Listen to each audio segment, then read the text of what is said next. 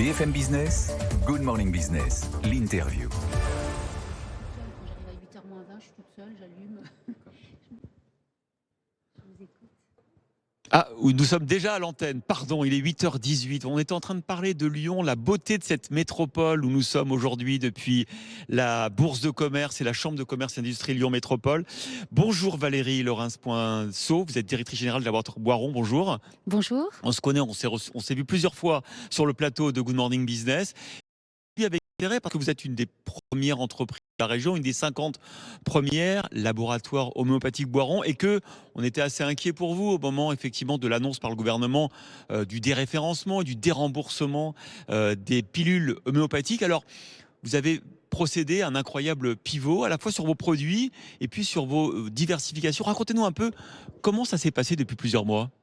Alors écoutez, depuis plusieurs mois et depuis surtout plusieurs années, j'allais dire la situation, on peut le dire, a été quand même complexe Bien sûr. et assez émouvante, hein, parce qu'on a dû faire face à une réorganisation et engager un plan de sauvegarde de l'emploi.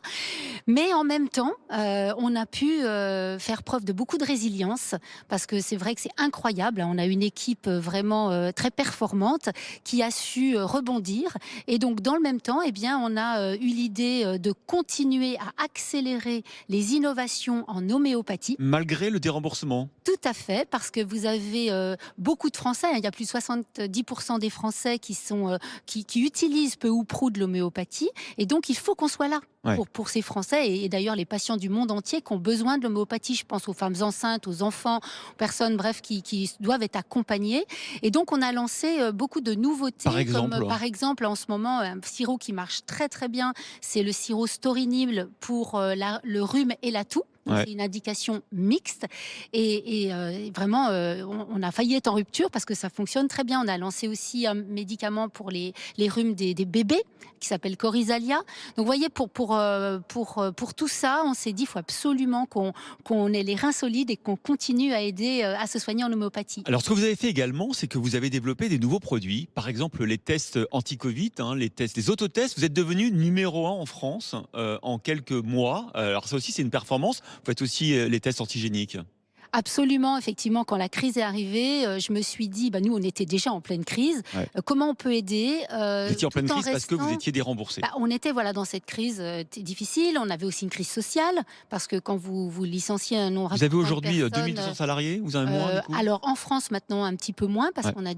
on se sépare cette année de 500 personnes pratiquement. À 500 personnes. quand Donc même. voilà, donc c'est Ouais. pour vous dire, c'est pour une entreprise comme la nôtre, c'était très énorme. compliqué, c'est Énorme. énorme, et c'est encore bouleversant, hein, pour nous tous.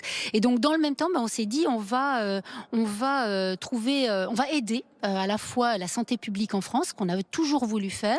On va aider. Alors on a fait des solutions hydroalcooliques quand c'était utile et indispensable. Et ensuite, j'ai été en lien avec des sociétés françaises qui font, et notamment une qui fait des tests antigéniques, qui est une start-up. Et j'ai dit, écoutez, nous, on a le personnel, on a les locaux, on a la force commerciale, on est proche des pharmaciens, des patients. Est-ce qu'on peut aider? Vous avez fait un peu comme Pfizer BioNTech. Vous êtes allié à une start-up. Voilà, à notre échelle. Et effectivement, le patron de cette société m'a dit, oui, c'est super, allons-y. Et on a travaillé main dans la main. Et effectivement, on a eu d'autres partenaires entre-temps, parce que la demande est énorme. Aujourd'hui, on doit vendre 150 000 tests par jour. Ouais. C'est énorme. Et donc, on est allé dans cette aventure. Et si vous voulez, ça répond à notre ADN aussi. Nous, on est une entreprise de santé. On veut soigner avec beaucoup de respect. On veut prévenir plutôt que guérir. Voilà. Donc, on s'est dit que ça avait du sens d'apporter ce genre de service. Alors, Et autre, voilà. oui. Et autre diversification, c'est celle des compléments alimentaires, des probiotiques aussi. Vous en êtes tous sur ce volet-là? Oui, alors nous avons démarré l'année dernière. On a lancé un premier probiotique qui s'appelle Osmobiotique Flora. Et puis cette année, force est de constater qu'il faut travailler son immunité, hein, puisqu'on est encore dans cette crise sanitaire. Donc on a lancé Osmobiotique Immuno. Qui permet de travailler son immunité. Donc voilà, on fait j'allais dire, un petit bonhomme de chemin dans les probiotiques, qui sont aussi des produits de soins qui sont respectueux, qui sont fabriqués aussi avec beaucoup de soins. Oui, Et ce qui répond 100% à de vos notre produits sont positionnement. toujours fabriqués en France? Alors, 99% de nos produits sont fabriqués en France. l'homéopathie, j'allais dire, c'est 100% qui est fabriqué à Lyon, Ouais. où nous sommes en ce moment, enfin tout à côté de Lyon. Et puis voilà, on a certains sous-traitants qui sont en Italie, mais voilà, mais c'est très, très, très réduit. Alors, on va aussi parler du cannabis, parce que vous faites partie des entreprises qui ont été choisies pour l'expérimentation. Expliquez-nous en quoi consiste cette expérimentation. On voit se développer beaucoup en France le commerce du CBD. Je ne sais pas si vous êtes déjà sur ce segment-là. Comment se passe l'expérimentation et qu'est-ce que vous voulez faire à terme? Alors, il faut savoir que le cannabis, c'est une plante, hein, et d'ailleurs, ce sont des plantes, parce qu'il y a beaucoup de variétés de cannabis, et nous la connaissons bien parce qu'elle était à la nomenclature, à notre nomenclature, jusque en 1979. Ah oui. On avait cannabis indica, cannabis sativa, donc on connaît extrêmement bien la plante. Et donc, ça fait En plusieurs années. homéopathie, dans ce cas-là. Alors oui, à cette époque, en homéopathie. Connaissant bien cette plante, qu'on avait comme stupéfiant dans notre laboratoire, je me suis dit, c'est absolument indispensable de retravailler sur cette plante. Donc on a ressorti les dossiers et effectivement, on s'est proposé dans l'expérimentation, là aussi en association avec un autre laboratoire qui a déjà, ce laboratoire, les produits, mais à l'extérieur de la France, puisqu'en France, nous n'avons pas le droit d'avoir aujourd'hui du cannabis thérapeutique. Et donc, on fait partie de l'expérimentation en tant que suppléant pour fournir le produit en cas de défaillance d'un laboratoire. Et pour nous, c'est une chance pour la santé publique d'avoir cette plante et de pouvoir la travailler correctement. Et on s'est dit qu'il fallait absolument que nous soyons un acteur français majeur de ce cannabis thérapeutique parce qu'on connaît la plante, on sait manier les plantes et il y a beaucoup de choses à faire. Voilà. Donc, vous m'avez parlé du CBD, c'est différent, hein. Donc il y a le cannabis thérapeutique et il y a le CBD, Ouais. on va dire qui est plus communément le chanvre.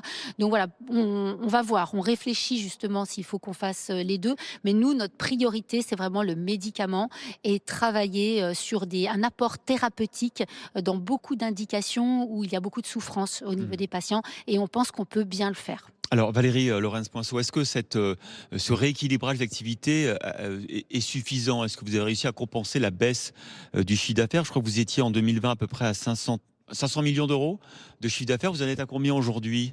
Alors, on va publier en janvier, hein, non, D'accord. mais vous avez dû voir notre chiffre d'affaires à fin septembre, hein, à fin du troisième trimestre. Donc, on a une année complexe parce que le début d'année était difficile. On était à moins 42% au premier Ouais. trimestre. Mais on a bien redressé la pente puisqu'on a eu un deuxième trimestre et un troisième trimestre positif. Et les nouveautés, que ce soit des nouveautés en homéopathie ou hors homéopathie, à fin septembre, ont représenté un peu plus de 9% de D'accord. notre chiffre d'affaires, 27 Ouais. millions d'euros. Donc voilà, donc on va être en dessous hein, de ce qu'on a réalisé l'année dernière. On l'a annoncé déjà au marché. Néanmoins, on pense être positif en termes de résultats opérationnels. Et ça, voilà, j'allais dire, je m'attendais pas à me dire que bah, ça va finalement en cette fin d'année, malgré tout ce qu'on a vécu. Donc toute la résilience de l'entreprise nous permet d'en être là aujourd'hui. Est-ce que du coup vous commencez à vous projeter dans un avenir où vous pourrez de nouveau réembaucher? Parce que vous sortez, vous nous l'avez dit, d'un plan social compliqué. Il fallait effectivement s'adapter à cette baisse du chiffre d'affaires liée au déremboursement. Est-ce que là, vous dites, voilà, ma diversification, elle commence à fonctionner, je commence à pouvoir repartir de l'avant. Est-ce que déjà, quand on est chef d'entreprise, on a envie de se projeter dans une période où on peut réembaucher? Est-ce que c'est déjà le cas ou c'est un peu tôt? Alors, vous savez, nos salariés ont été très inquiets parce Bien qu'on a sûr. fait un plan conséquent et il y a encore des traces et en fait, ils ont même peur qu'on continue à faire ce genre de choses. Donc, c'est vrai que moi, j'ai besoin de les rassurer parce que on a passé quand même un cap et je vois aujourd'hui des indicateurs positifs quand Hmm. on a 2 trimestres qui se passent bien, quand on voit que les tests en peu de temps, notre image nous permet d'être numéro 1 en France pour les autotests. Voilà, on a tous ces signaux positifs qui me font dire que, bah voilà, on passe ce cap, on est dans le virage, qu'on peut accélérer et que du coup, voilà, j'espère bien que grâce à tout ça, eh bien, on va pouvoir effectivement redynamiser et puis réembaucher, sachant on embauche aussi dans d'autres pays, hein, pas uniquement qu'en France. Mais voilà, je suis plutôt optimiste et positive à l'heure où je vous parle aujourd'hui. Coach chef d'entreprise, j'imagine, c'est une sacrée épreuve pour les salariés aussi. Et là, vous avez l'impression de voir le bout du tunnel aujourd'hui?